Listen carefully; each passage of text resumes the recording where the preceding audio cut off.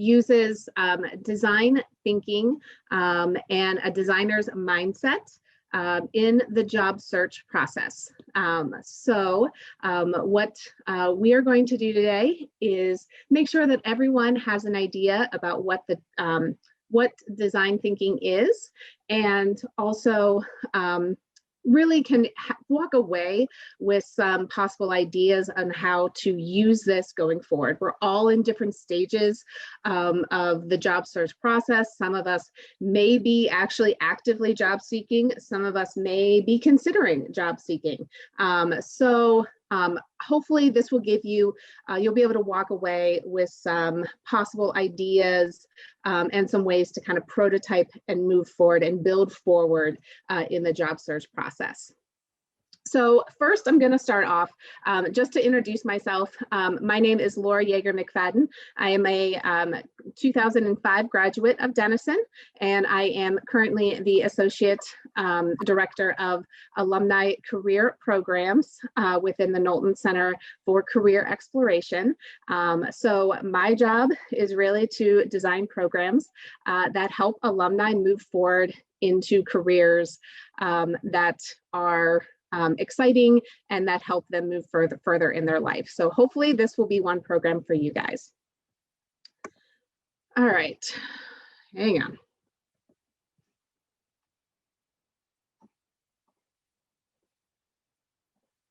There we go. Okay. All right, so if you go and you Google job search, how do I do it? What do I do? You're going to find pretty much the variations on the same. And to be honest, this information out there is things that I would tell you to do anyways. This is things that I would tell my friends to do. This is things that I coach people on to do whenever you're in a coaching conversation with me. These are steps that I tell you to take anyways. So do these. We'll move forward and talk about other things that you can do. But basically, when you go and you do a job search, you want to target companies. So what companies are out there? What companies are in your area that you're looking for, that are interesting to you, that match your values, and that are hiring. So target those companies and then apply to the jobs that make sense.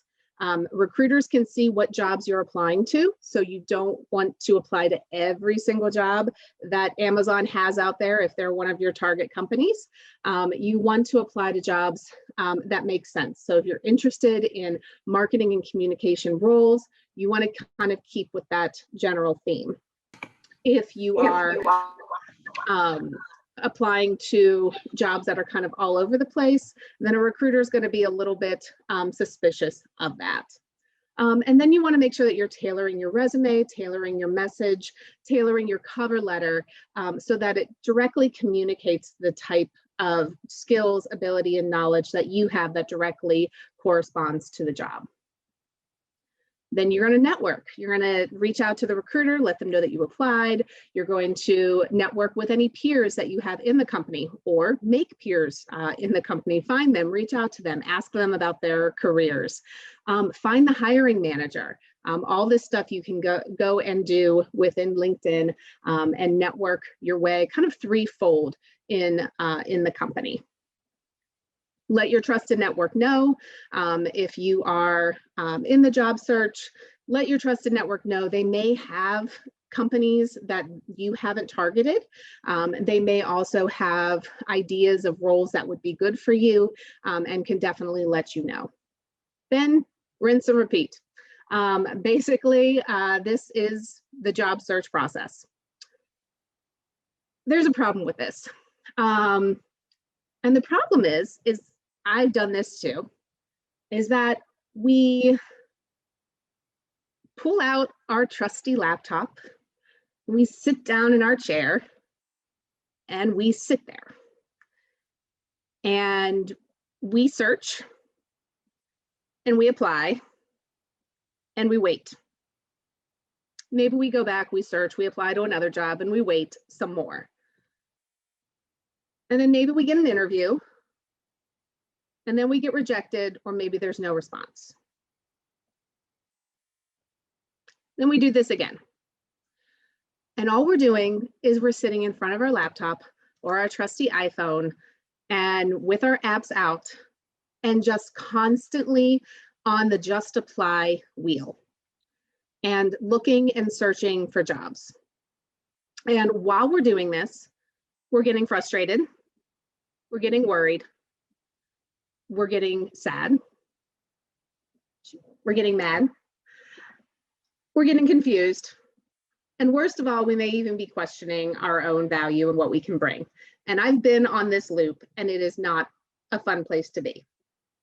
So what we want to do is do some quick brainstorm just to get used to this ideation process that is in design thinking. So what I would like you guys to do is think about how might we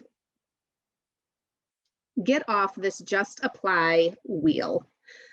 And in the chat box, throw out any ideas in the next 60 seconds or so.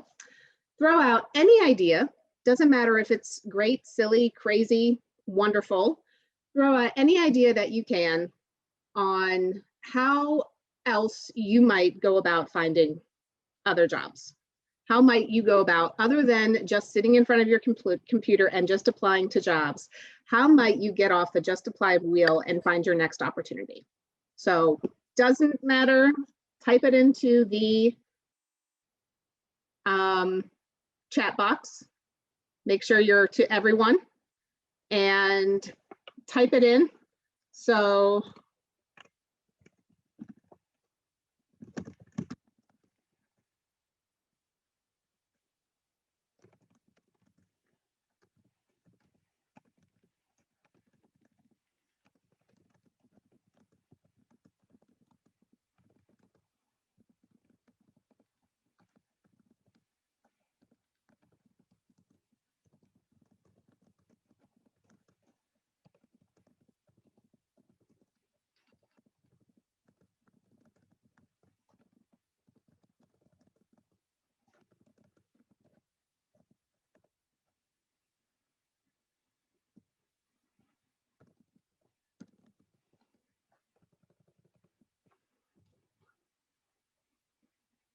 all right, so seek out referrals, apply and follow up,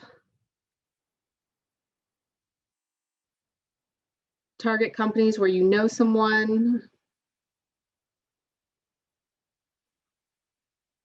seek out referrals, find local networking groups, more outgoing and research and reaching out to people, speaking with former coworkers. I'm skateboarding through the CEO's neighborhood with my resume on a big sign. Public displays of affection for your dream companies. That's great, Ben. It's perfect. All right.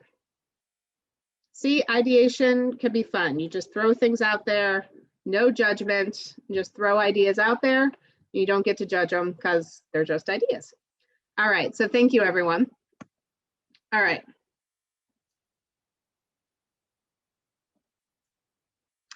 All right, so today, so let me kind of review the agenda. That way you guys know where we are going to be headed. So I'm going to review the course objectives, and then we are going to talk about the design thinking process. And just curious, in the chat box, how many people have been exposed to design thinking? Type yes if you've been exposed to design thinking before.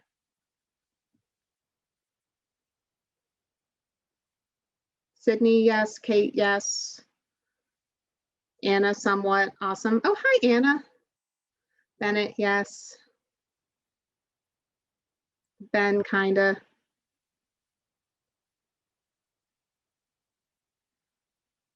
Loving the bond, Anna.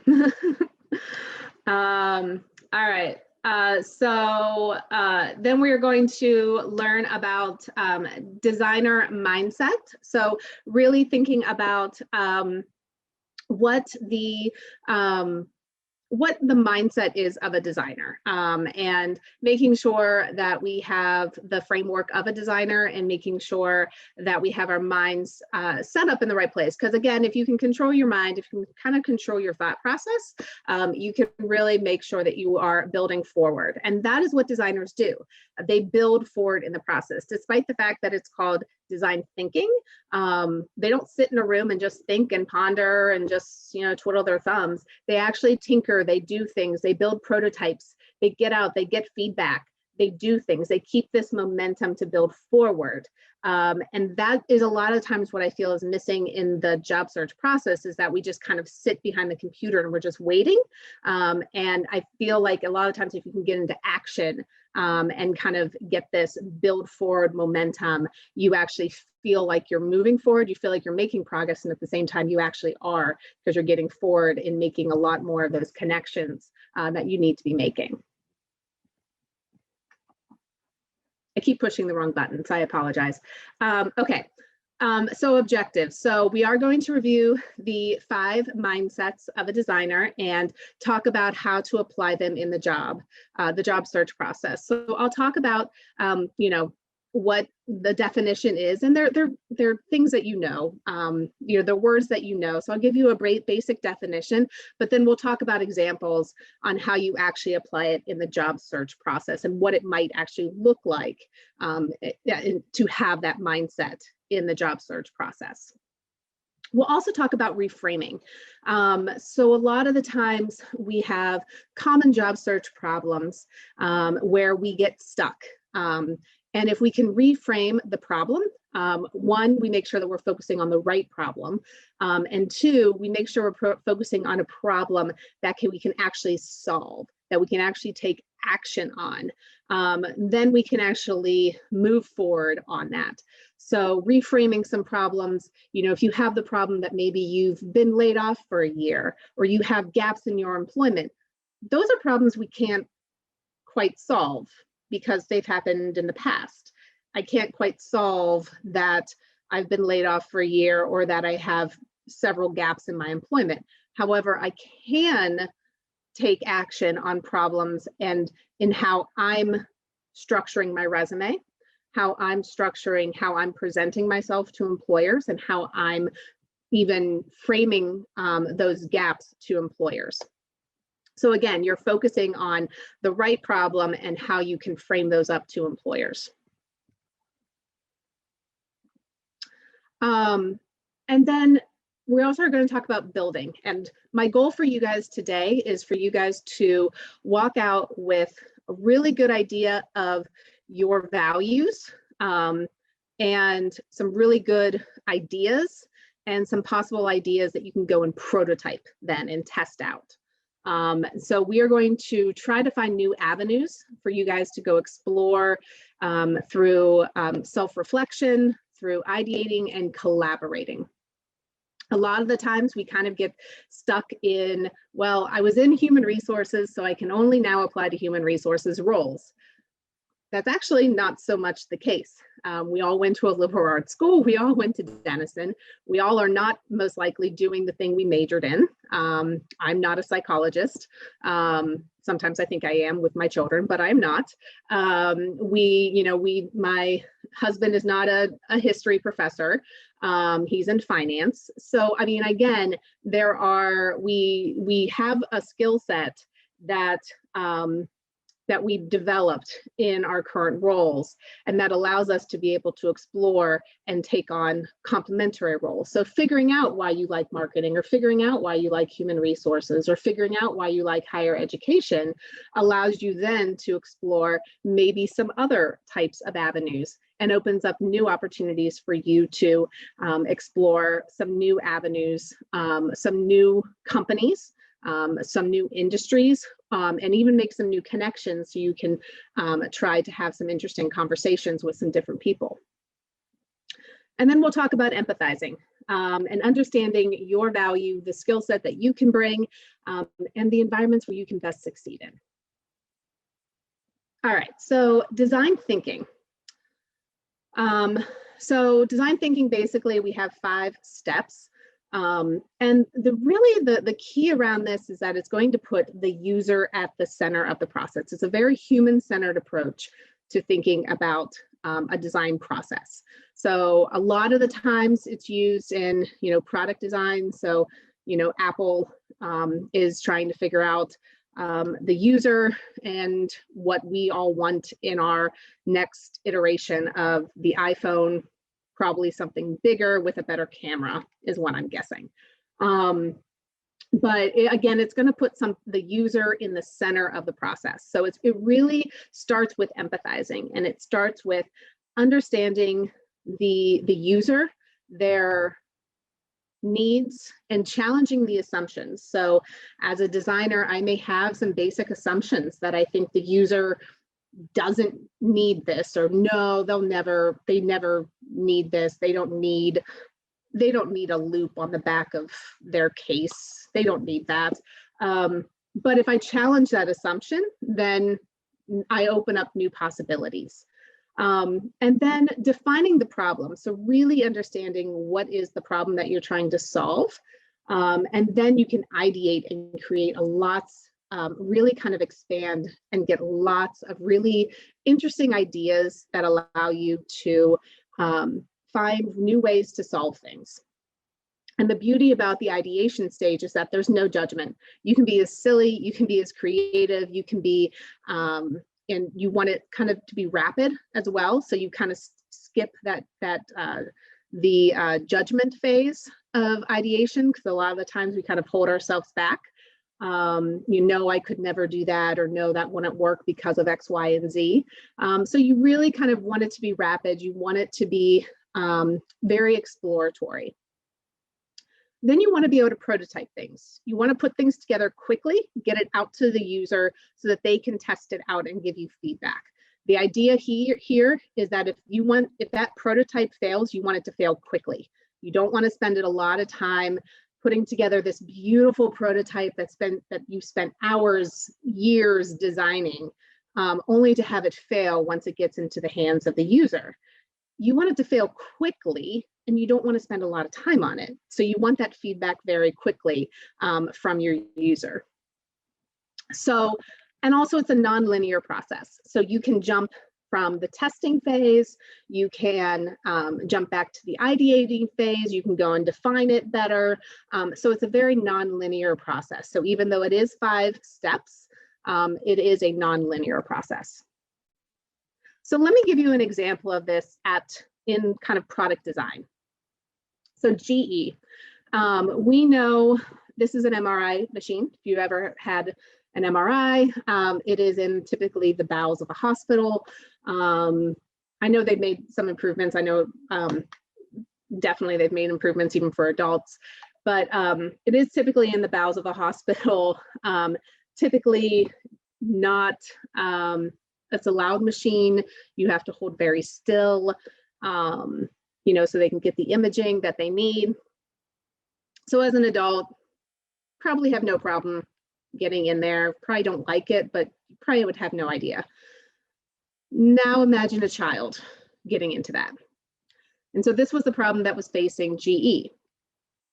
80 to 90% of children needed to be sedated so that they could stay still during the imaging process. So if you are a child, that's not a good thing. If you're the parent of a child, this is not something that you want them to be experiencing, let alone the stress of what they're actually going in to be having imaged to begin with. So GE got to work and designed the adventure series. And the beauty of this is that they didn't change anything about the machine. They didn't change anything. That the MRI machine is the same. I mean, maybe there's some different paint, there's a sticker or two, but they changed and modified the entire experience. They went to the user, they went to the child, and they got to know the child. And what do children like to do? They like to play. So they created an experience. They created an experience for the children, and everyone is in on that experience. everyone from the doctor, the lab tech. I think they even get like a story to take home that the parents read to them and talk about how they're going to be blasted off into space and how they have to hold perfectly still so that the stars circle around them. Sedation, they only like 3 or some percent of children now have to be sedated when they go into these types of machines. So again, they just changed the experience and how the user and how the child is experiencing the machine. They never changed anything about the actual product itself, just the user experience. Okay, so you're like, great, Laura, this is awesome. Product design, cool. What does this have to do about job searching? I get you, I understand. Okay, so the thing about product, or the thing about design thinking is that it solves problems, typically fuzzy, unclear problems. A lot of the times designers call them wicked problems. What's more wicked problem than your life or the job search process? What's more of an unclear problem than figuring out what do you want to do with your life? What do you want to do with your career? And so there is a book. I highly recommend it if you guys haven't read it or gotten it. It's called Designing Your Life, and it is based on a very popular course at Stanford University, and it's taught by Bill Burrett and Dave Evans. And basically they teach a design course to basically give you a design process on how to help people figure out what they want and how to build a well-designed life. So in this book, it really talks about how to build a well-designed life. There is a couple chapters on jobs and how to find that job that you're looking for.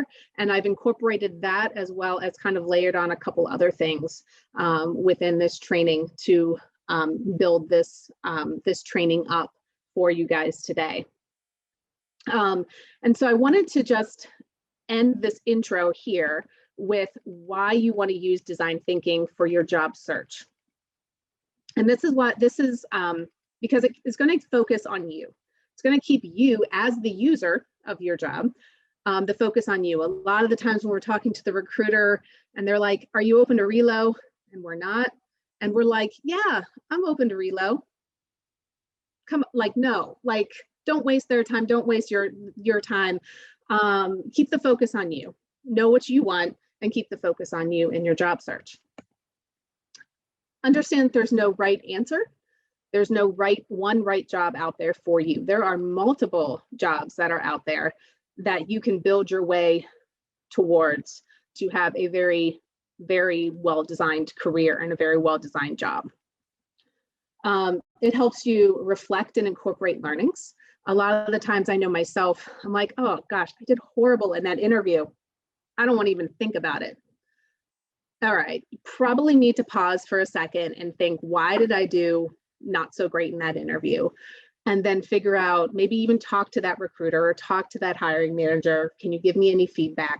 And actually incorporate those learnings in. Kind of stay in effect in that failure for a second. I know it's not fun, but stay there for a second just so you can incorporate those learnings and get better and improve every single time you go in for an interview or every single time you improve upon your resume. It reminds you that the job search is unique, it's messy, it's nonlinear, it's a process. And it really keeps you open to new and creative ideas, allows you to explore, and kind of reminds you that this can be a fun process. If you keep that creativity, you keep that, it keeps it an open process. No one likes the job search process. It's not an inherently fun thing, but if you approach it with a different mindset, it can actually be a little bit more engaging and a little bit more fun. All right, so hopefully by now I've convinced you that design thinking is where you need to be for your job search. I don't think I've lost anyone yet, so we're gonna keep going. All right, so let's talk about the mindset of a designer. And if you guys have any questions, feel free to put them in the chat box, or you can jump in, please feel free. Okay, so again, as I mentioned, there are 5 different mindsets that we are going to chat about. I'll give you a little bit of like a definition, and then I'll show you what are some possible ways that you can, that you could see it showing up in a job search.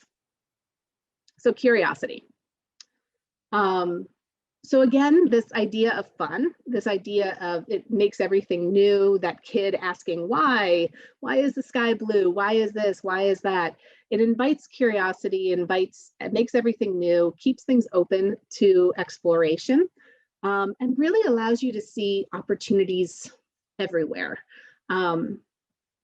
Instead of just saying, you know, I'm only going to be doing human resources, or I'm only going to be doing student development. You know, it really kind of keeps you open in terms of the possibilities that can be out there for you.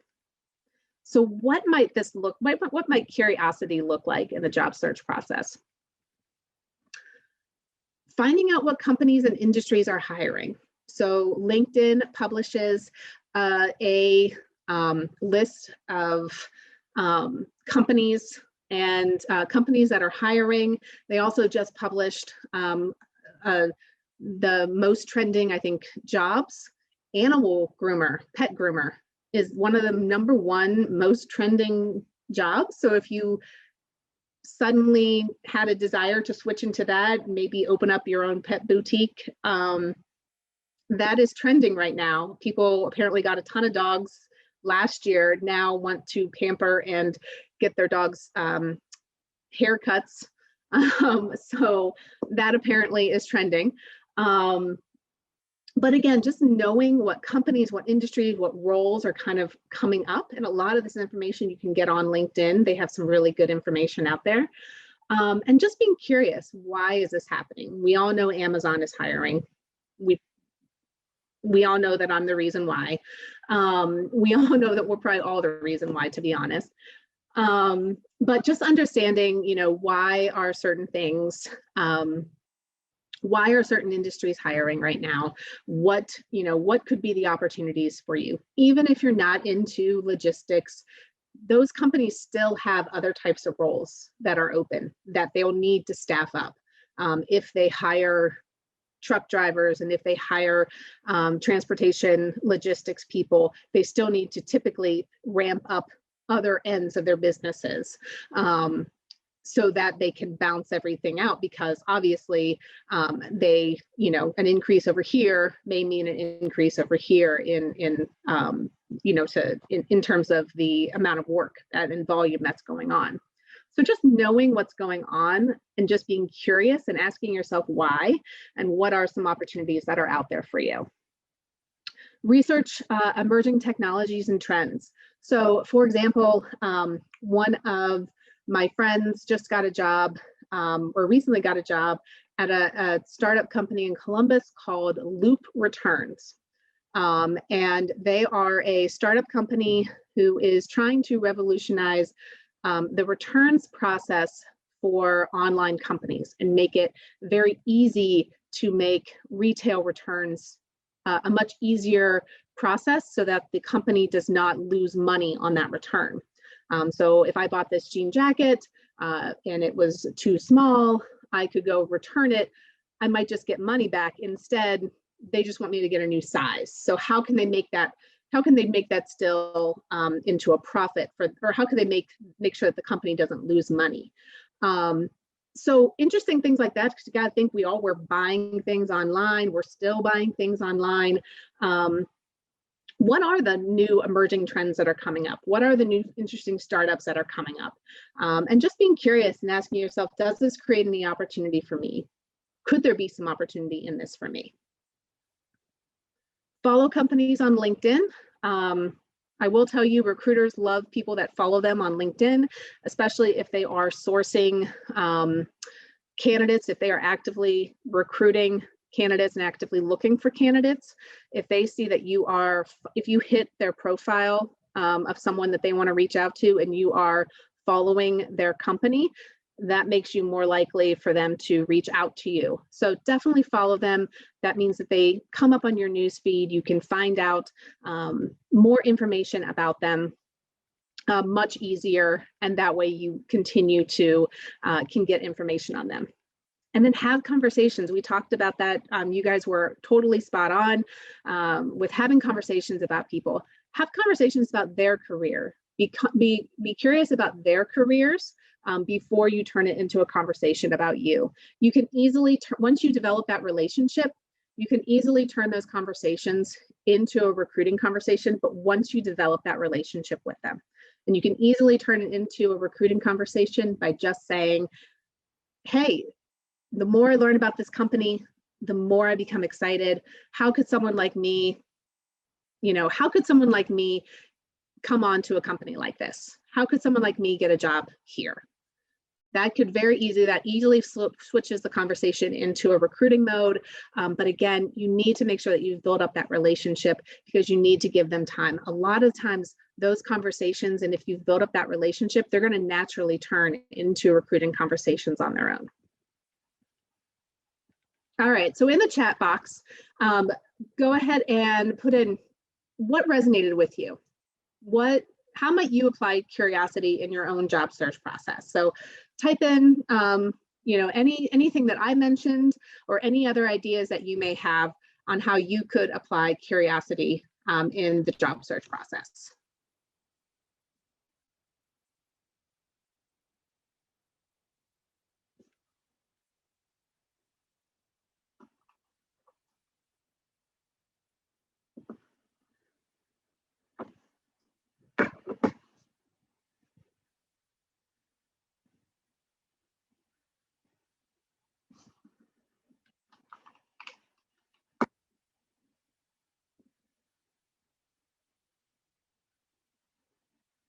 All right, asking potential peers and recruiters why the company is hiring for that role. It's great. Being able to see how strengths and experiences can align with the fields you may not have initially thought about. Great. Openness to different fields and positions stands out. Awesome. Designing the search around my skills and experiences and then using trends to tailor the resume. That's great. Awesome. The idea about researching and anticipating companies and industries. All right, looking to find companies that are currently hiring many positions. Awesome. All right. And definitely, if you guys haven't, LinkedIn has a lot of information. LinkedIn has a lot of information. So, definitely continue to check LinkedIn out for a lot of some really good trending information. All right. So bias to action. I say all of these are my favorite, but curiosity and bias to action, this kind of stand out for me. When you're biased to action, you're committed to taking meaningful action forward. You're going to try things, you're going to test things out, you're going to fail, it's okay, but you're going to find out what works and what's going to work to solve the problem. Okay, so what might this look like in a job search process? So test out new networking techniques, new interview answers. I still remember, I think when I was in grad school, I took on any interview I could get my hand on. No problem. Thanks for joining, Demi. I took on any interview that I could get my hand on because I just wanted interview practice. And then I would kind of switch up some interview answers and see which ones worked and see what I liked and see what resonated. Sometimes, obviously you have to have the time to be able to do this, but I really kind of used every interview that I had as an opportunity to practice. This was obviously a little bit of a different time. Now I don't think I would do that and taking every interview under the sun, but it was a little bit of a different time for me when I had more of that opportunity to do that. You can test out different networking techniques, different networking engaging questions, something other than how's the weather, different questions that get people to engage with you and get people talking with you. Get feedback on interviews and make those adjustments. A lot of times we get the feedback and maybe we forget to close the loop and make the adjustments. I know I'm guilty of that one. But make get the feedback. And I know sometimes we don't want to ask the feedback. We don't want to ask for feedback. Recruiters won't always give you the reason why they didn't hire you, but most always they will answer the question of, can you give me feedback on how to improve my interviewing skills? I'm in the search process, something that would help me as I continue on in this process. Typically, they will give you a few pointers to just help you in the interview process. Most recruiters and hiring managers will do that. Make adjustments, set up a mock interview with one of the Knowlton Center coaches. I'd be more than happy to do this with you guys. Let me know what adjustment you need to make, what coaching, what feedback you've gotten. We'll have a mock interview and I'll look specifically for that. So that'll be a great way for you guys to take some action on that. Talk to alums and recruiters for best practices. We have a ton of, we have a lot of alums that went into HR, a lot of alums who are doing recruiting right now. Find someone in your class that you know, that you have a relationship with, reach out to them, talk to them, and see if they can provide you any hints or any tips. Maybe that could even turn into, a possible recruiting relationship for you. Maybe not, maybe it would just be a contact for you, but most alums and recruiters obviously will help you out with that. Volunteer, take on part-time work, side gig if you have the time. Contract work, again, anything that's going to help you build that network and make those connections. Sometimes networking events, if they're quoted networking events, don't always yield the connections that you need, with the exception of our Denison networking events. Those always give you the connections that you need, as Gary and I put those together for you. But in all seriousness, sometimes more of those like organic connections where you meet someone when you're volunteering and that relationship forms. Those a lot of the times kind of form a little bit more naturally and a little bit more organically. So don't hesitate or shy away from those opportunities. And I know we're in COVID right now and you might not have as many opportunities, but if you do, don't shy away from those. And then take on online courses. And then where might you apply some bias to action in your job search process? Just for time, I'm going to go ahead and just keep moving, but just kind of reflect on this, what's resonating for you, and make sure you're making a note of that as we're going through these. All right, reframing. So this is going to ensure that you are working on the right problem, and it's going to open up solutions for you to consider. There are typically two types of problems that we need to reframe. One is a gravity problem. And this, you can't necessarily solve for gravity unless you're Elon Musk and you have a space shuttle that can go into the sky. So you can't solve for gravity. So an example of this would be, I want to go work for an R&D company. I need a PhD. I don't have one. That's the minimum requirement. With a minimum requirement, a lot of the times you can't work around those. You don't need to meet every you don't need to meet every requirement of the job, but typically there are like 1 to 2 minimum requirements that are listed that you have to meet. And typically a degree, a type of degree is one of those. So with this one, you either need to invest the time to go get a PhD, or you need to adjust the problem. Why is it R&D you want to go into? Is there an adjacent field that you could try? Is there a different type of position that you could go after? A lab tech, a different type of role that doesn't require a PhD that you could go into? And then the dysfunctional belief. Think about the little, negative self-talk that we do that holds us back.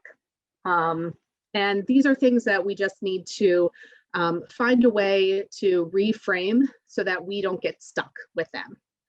So I need to find the one best job out there for me so I can have the best life. It's not the case. There's not one best job out there for us. There's multiple jobs And all we need to do is choose which one or which ones we want to build our way forward towards. And then I know I said this one when I graduated Denison. I can't get experience without a job. I can't get a job without experience. I'd love to see if anyone else said that when they were in the same boat or saying that now. And it was something I definitely felt when I was, trying to find a job. And I wish I had this advice. You have experience now, and I can continue to get experience even without a job. That volunteering, that part-time stuff, the side gig, all those things that builds experience for you. All right, so think to yourself, what are some common things that we have to reframe, some problems or beliefs that we need to be reframing? All right, awareness. Know that it's a messy process.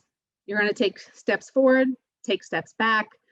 You're going to have successes and failures, but it's all part of that design process. It's all part of that job search journey. So things that you need to be aware of in the job search process. You're going to get turned down. It happens. You won't hear back from everyone. That does not mean that you do not follow up. You follow up and you keep following up. Recruiters are human, and sometimes you fall between the cracks. So keep following up, and don't not follow up just because you're like, oh, they ghosted me. Keep following up. The process is far from perfect. It's not perfect. It's the process we have. We have to kind of work within the process. It can take time, and everyone's process is different. Quick story.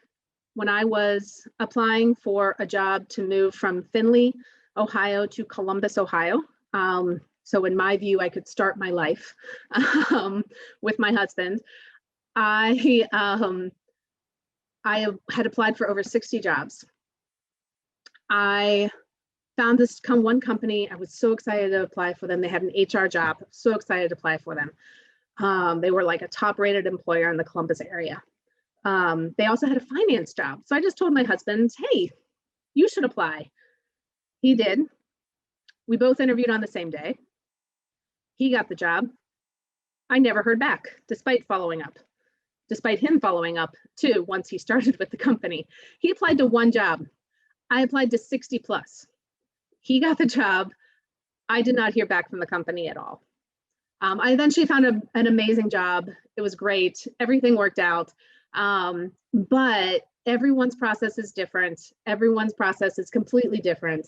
And so just keep that in mind. And it's okay. You can keep building forward. You will find opportunities. So definitely keep in mind, what are just some things that you've become aware of as you've been moving through the job search process? All right, and then last but certainly not least, this idea around radical collaboration. You are not alone at all.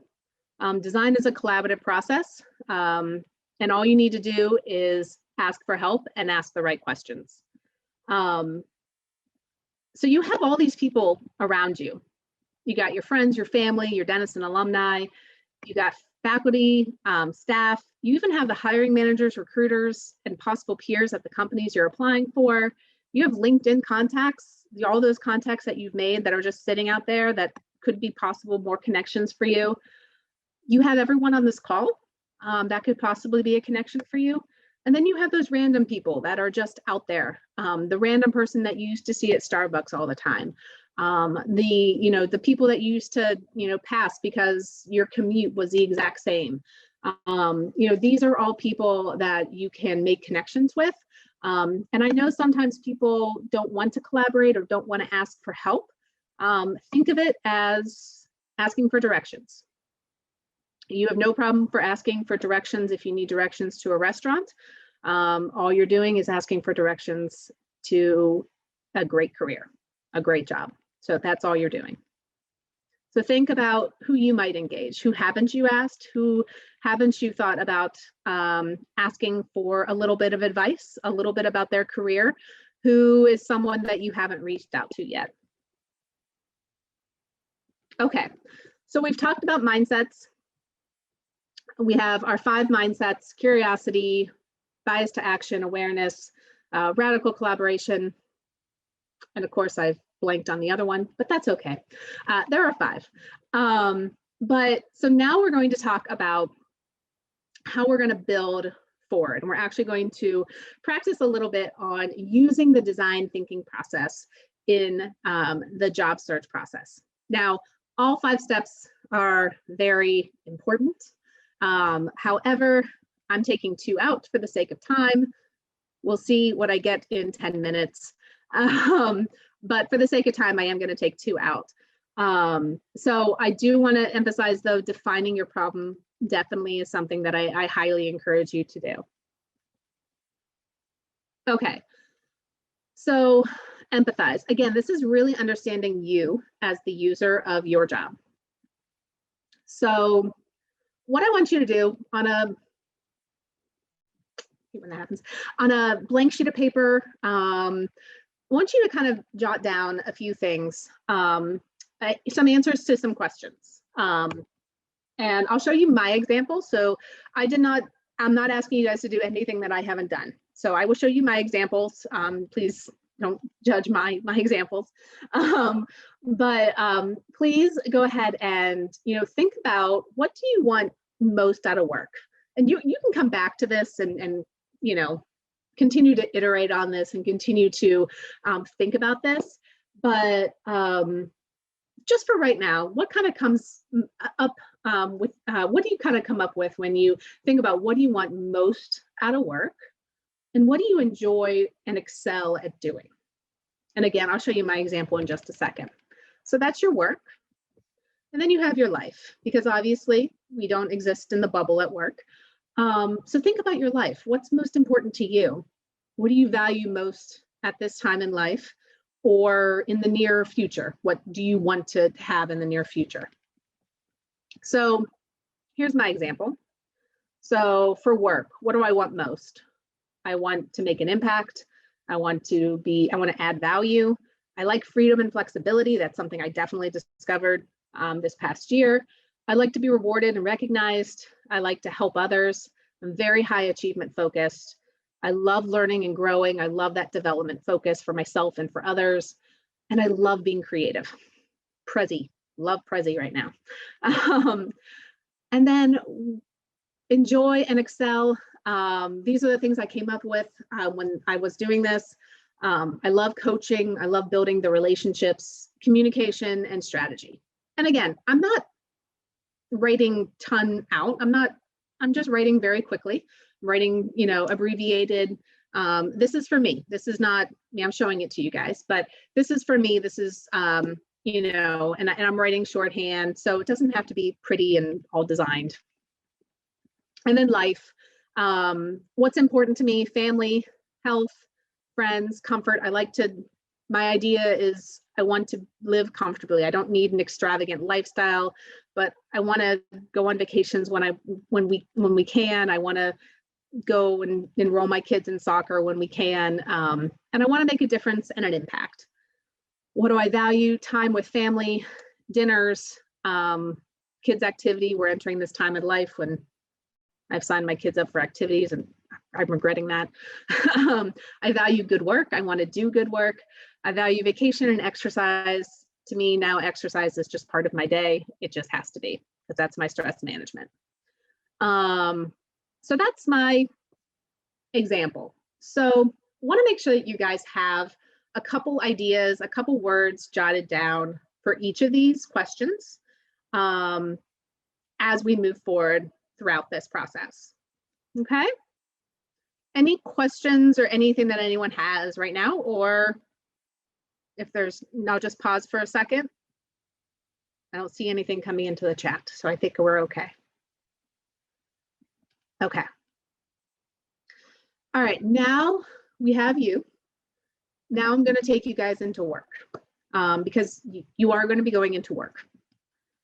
So I want you guys to think about your past experiences.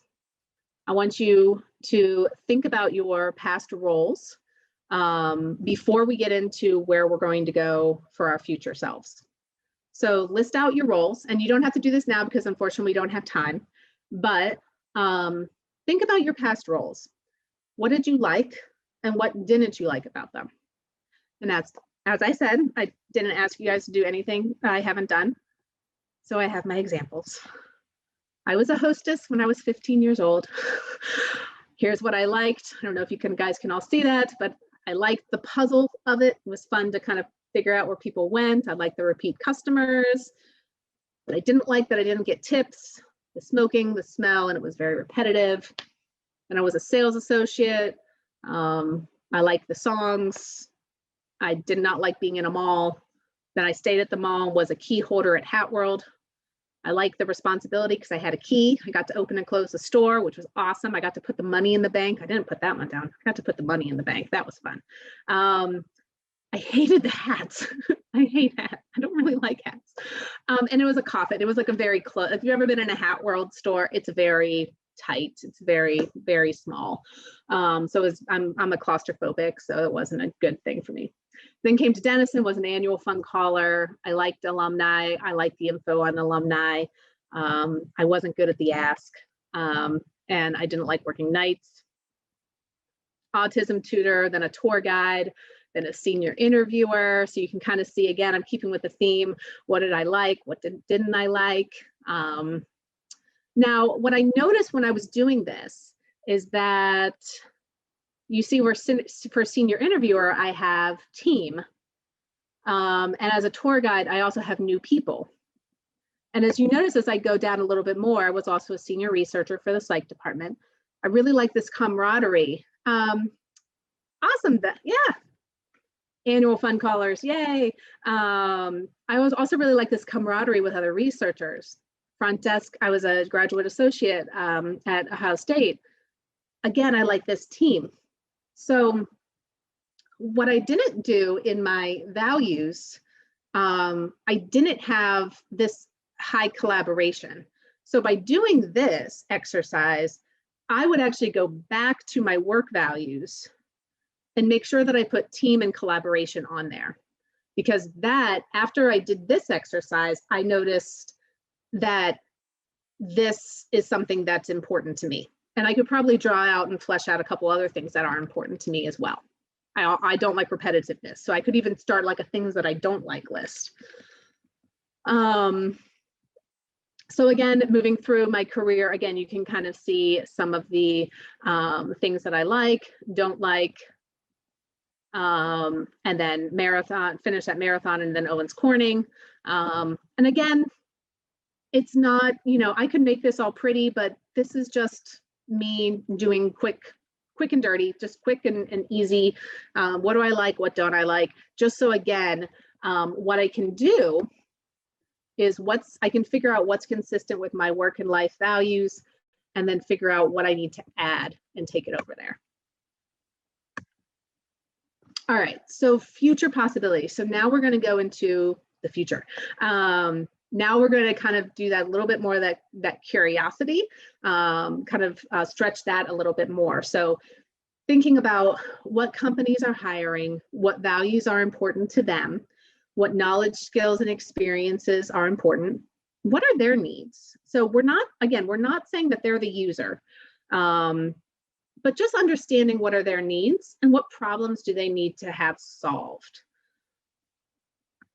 And where might your skills match? And where can you get a little bit curious and explore more?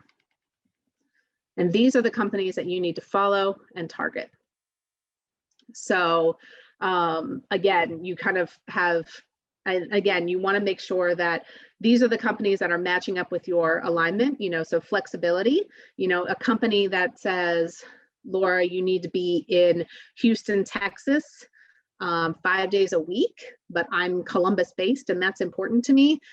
That's not going to work for me. I know that. So those companies are going to be off my list. But a company that says you can work remote, that's completely fine. That company would be on my list.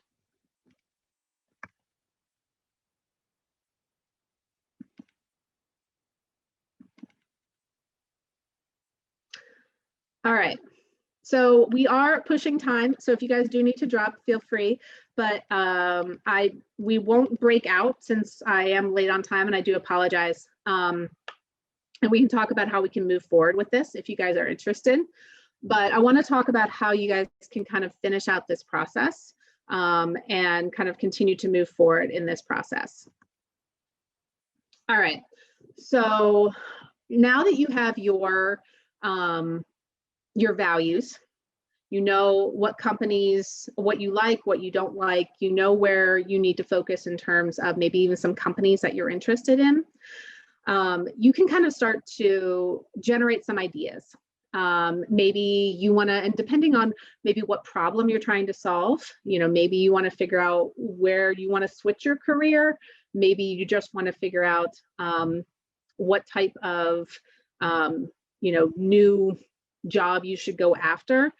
Depending on what problem you're trying to solve, you can generate ideas about the job, your interests, different companies, different career paths. And so the idea, again, behind the ideation is that all ideas are worthy. So you don't want to get into that judgment state. You want to make sure that you are keeping all ideas open and also allowing yourself to think outside the box, sometimes even allowing some non-scalable ideas. And then sharing ideas and asking others for their ideas as well. So this is basically brainstorming. That's really all this is. We just give it a fun name, ideate. And so you can brainstorm however you want. There's a couple tools that I like to use. One is mind mapping. So I have a couple examples of how that is done. So you kind of start with a word. So in this example, someone started with marketing. It was basically branching off to see where a career in marketing could take them. So they could go into regional marketing, I think content marketing, marketing communication, trade marketing. And then from there, they basically just do kind of almost like a stream of consciousness out each level so that they can figure out, where they could potentially take a career in marketing. Here's one that focuses on data. Oh, I can't even go in there. Data analytics or business analytics. I apologize. So the skill set around business analytics. How else could you use the business analytics skill set? So you could use it in data visualization, process improvement, business intelligence, marketing, finance. From finance, they go into corporate development, financial modeling, portfolio analysis, and then from there, they keep going out further and further.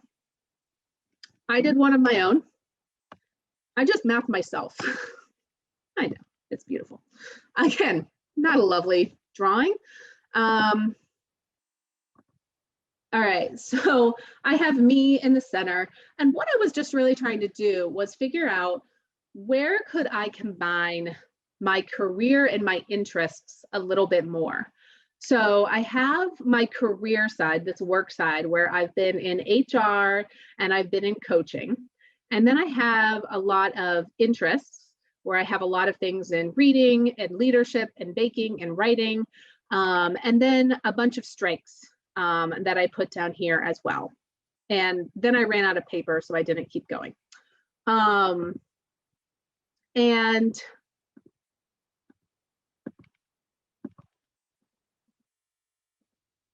there we go.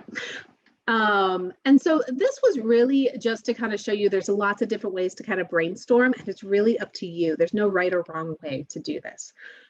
This for me was really just trying to figure out how could I pull in some different strengths and interests, either more into my work, or how could I pull maybe combine my interests and my strengths a little bit more to make something into a work related thing. So that was kind of an example there that I went with. The other thing that you could do is a creative matrix. And this is one that I took from the Luma Institute, and they're a really great human-centered design institute, really good human-centered design company. So the creative matrix is just a way to kind of bucket new ideas. So at the top in your columns, you have the attributes of who you're designing for, so your user, and that would be you. And then down on the rows, you have your guidelines for possible solutions. So if I was doing this for my career, I would have attributes of who I'm designing for. So I have writing skills, I have coaching skills, I have strategic ability, and I have this interest in health and wellness. And again, here, I'm just trying to open up new ideas to explore for my career. That's really all I'm trying to do, is just trying to get out. I spent 12 years in human resources. I want to get out of human resources. I want to find something new. Where else could I go and explore? All right, so and then guidelines for possible solutions, Columbus, Ohio, maybe remote, nonprofits, and you know what else in human resources could I do? Is there something adjacent? And then you kind of down here that you can't see it, down there, there's a wild card for just ideas that don't fit into any category. And so you would just brainstorm, and this is a really great exercise to do in a group, in a larger group. You just take Post-its, you write in typically marker, and you know, okay, so so writing skills and Columbus. So there's a magazine called Columbus 614. Could I write there for the Columbus 614 magazine? So, you know, write for Columbus 614 magazine.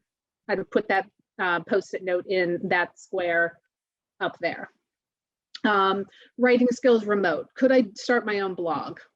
I would put that in that square, in the first square there. Coaching skills, nonprofits, you know, maybe I have an idea there. Could I work with the YMCA? Do they have any programs, any programmatic things that I could do with them in terms of coaching skills, or coaching people in terms of, you know, how to get back into the job, into the career, the job market, how to, you know, do interview skills. Could I do something there in the nonprofit field? Interest in health and wellness, Columbus, Ohio, you know, right now, Orange Theory's all over the place. Could I become a coach at Orange Theory? Fitness, they're a fitness exercise group. Could I become a fitness trainer there? Probably not. I don't think I have the stamina for that, but still, that's an hour long. I like 20 minutes, and then I'm done. But again, this just like throws out ideas. And again, I did judgment there, which I shouldn't do, but it just allows you to kind of open up things. And then as I was probably talking, you guys might have had ideas too. So what I would love to do at some point is get you guys in a room.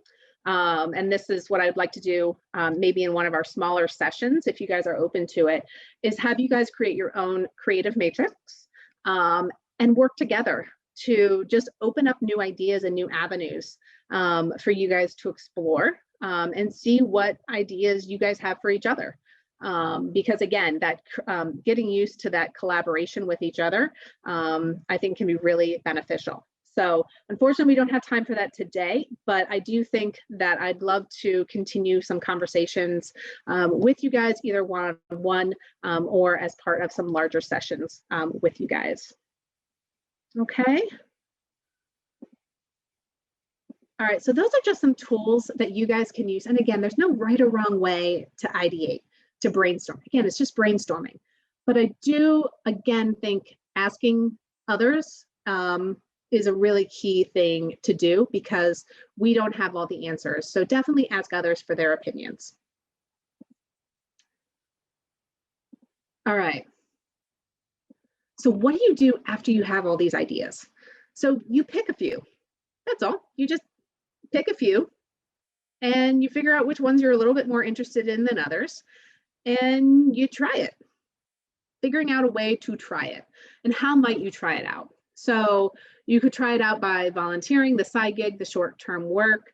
I have a really random example, and it's crazy. I know I actually started a little side gig because I wanted to figure out if I could really put myself out there. So I started selling jewelry. Okay, I really suck at selling jewelry, guys. I really do.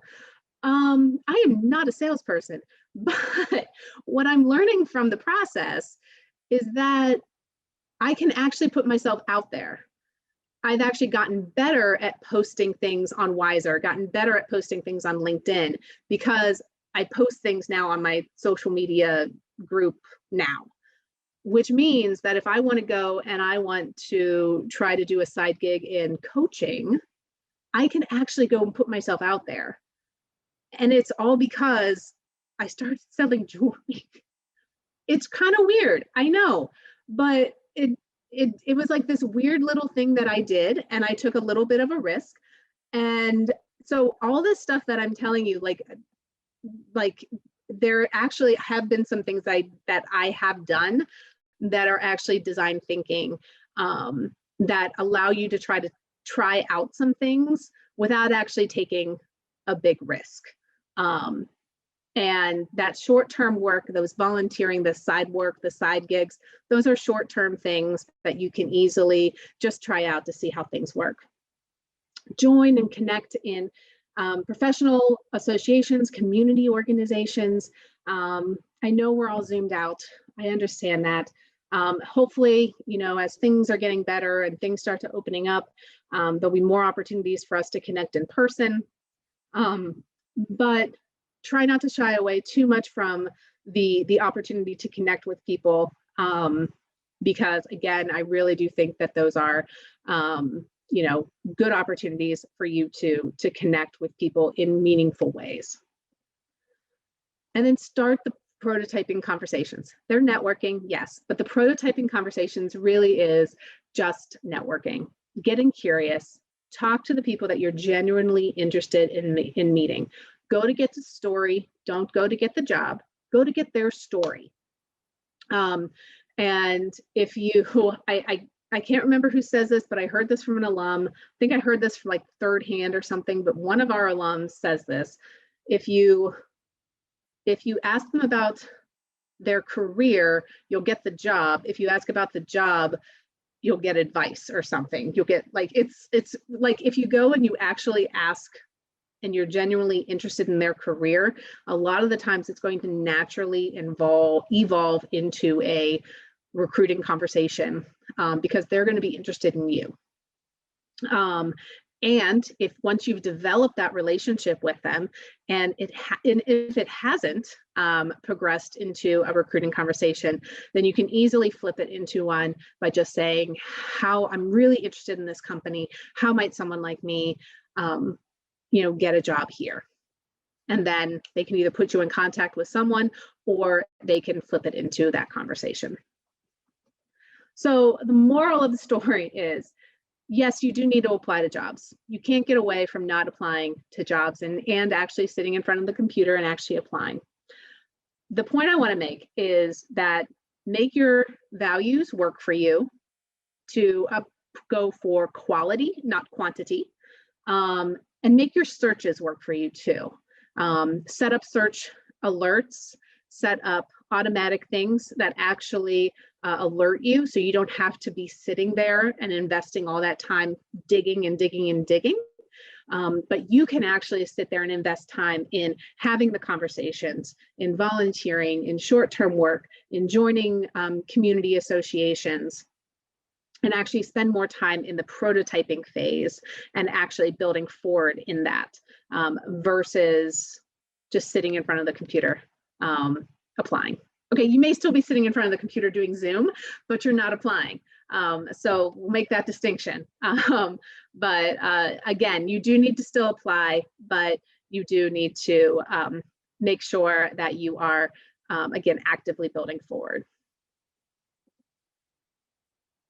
Okay, so what do we do next? So what I want you guys to do is stay focused on you, dig into your past experiences and interests, start exploring some more companies, reflect on your values, and figure out where they match up with the companies. Start ideating, so try out that creative matrix, see what works for that, and start sharing your ideas, start sharing with each other to get new ideas. Get curious, start prototyping.